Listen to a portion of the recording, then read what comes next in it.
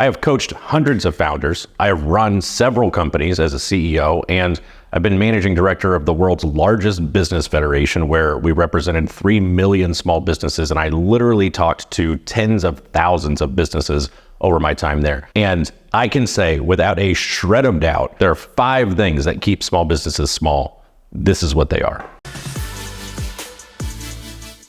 Hey, what's up? I'm Ray Green, former executive turned nomad entrepreneur, and I have run several businesses for investor groups. I have been a coach and a consultant to hundreds of founders, and I have led like the Chamber of Commerce's full P&L for small and mid-sized business nationally. So we had 3 million small businesses under our P&L, and talked to personally tens of thousands of small businesses over the course of my career there. And I've seen some pretty clear patterns on the behaviors and the mindsets and the things that some small businesses do that keep them small, and the things that other founders are doing and the way that they are approaching things and the way that they think that lead their businesses to take off. And there are at least 5 very, very distinct patterns and differences that I see between those two. Now, the first thing that keeps small businesses small is that the founder, the CEO, the person that's supposed to be growing the company, just isn't putting in enough work. This is a touchy subject because on the one hand, you've got, the hustle porn people that just say you gotta work harder, you gotta work 80, 100 hours a week, never stop, keep going, and that's always the answer to everything that they have. And that's not what I'm saying here. What I'm saying is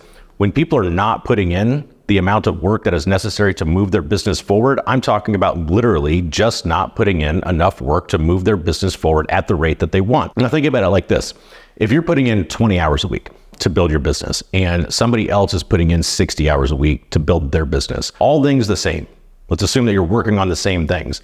It's just going to take you 3 times longer to get the same results. All things the same, that person is going to get to the destination 3 times faster, which means if you're comparing your results against their results, you're doing it wrong. If you were saying, hey, I've been at this 6 months and they've been at this 6 months and they are so much further ahead, you're going to think you're not making progress. And that's going to lead you to make decisions that you're like, hey, this isn't working for me. Let me just start over. And starting over on a new idea is usually the hardest point. And you're still only putting in 30 hours a week. So you're constantly pivoting, you're constantly changing. Meanwhile, the person putting in 60 hours a week feels like they're making progress. And now they're not just winning just because of effort, they're winning because of momentum. But it kind of leads me to the second thing, which is it's not just an effort deal. You can run as fast as you want, but if you're running the wrong direction, then you're not going to get to the place that you want. If you're putting in less work than somebody else who's working on the same things, you're not going to get there faster. But if you're working on the right things and they're working on the wrong things, no matter how much effort they expend and how much effort they put into things,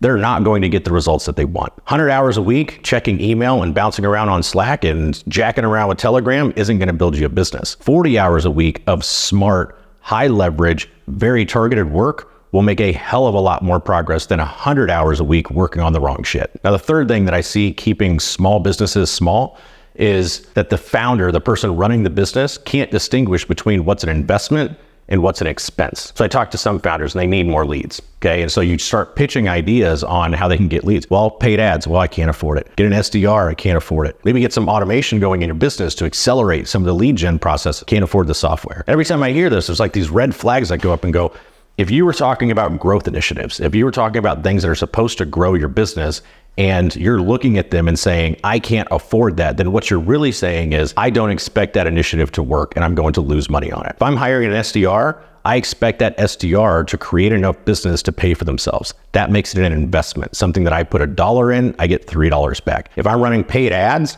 and I expect those to work, that means I'm going to put in $1 and I'm going to get $3, $4, $5, $10 back in return. Now, if you can't distinguish between investments in order to create the growth that you want and expenses that aren't going to actually grow the business, then you're going to fail in the long run. You're not going to make the bets that you need to make to actively drive the business where you want. You're going to end up waiting around for sales instead of making them happen. The fourth thing that I see keeping small businesses small is just not delivering good work. You know what? Most people don't want to hear this, but the reality is, regardless of whether you're selling products or you're selling services, The eighth wonder of the world really is compounding. And if you are delivering good work, if you are delivering great products, or you're delivering great services, then by default, over time, your job of getting new customers or new clients should technically get easier. If you've been in the client services game for 4 years and you can't get new clients, to me, that's a flag that you haven't been delivering great work. If you had been delivering great work, why don't you have any referrals?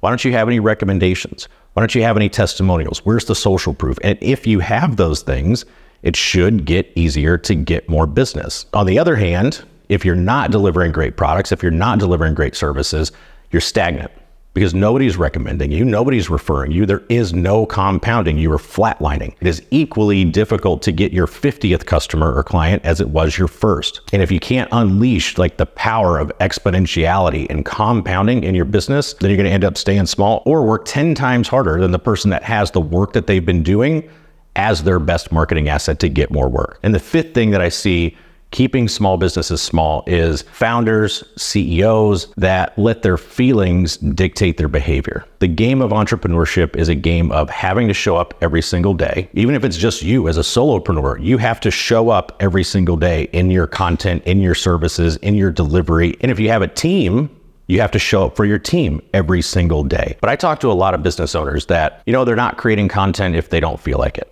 Or they had a bad day, so they didn't do the delivery. Or they're not feeling it today, so they're not going to do the thing today. Man, I'm here to tell you, it is the other way around. Like, feelings don't dictate behavior. Your behavior dictates your feelings. And if you're letting your feelings dictate your behavior as a business owner, you're actually really susceptible to like a downward cycle, right? Like, you actually take that eighth wonder of the world with compounding, it can work against you, whether you consciously recognize it or not. If you're not showing up consistently, you are subconsciously beating yourself up. Actions dictate my feelings more than my feelings dictate my actions. If I'm capable of showing up, even when I don't feel like it, what's going to happen is 1, the business is going to be better because of it. 2, subconsciously, I'm going to say, yes, Ray, you did it, because that's what you do, because you're a winner and you show up even when you don't feel like it. That gives me more confidence. That leads to me showing up the next time. And that's how behavior dictates feelings. And if you're doing things the other way around, then it is a recipe for stunting the growth of your business and your team and everything else around you. I hope this has been helpful. Like, all 5 of these things basically come down to a mindset shift that you have complete control over. So if one of these tips resonated and you can flip that around, you're going to be in a better position to grow your business and get the results that you really want. If you like this video, you may like some of my others on business building here.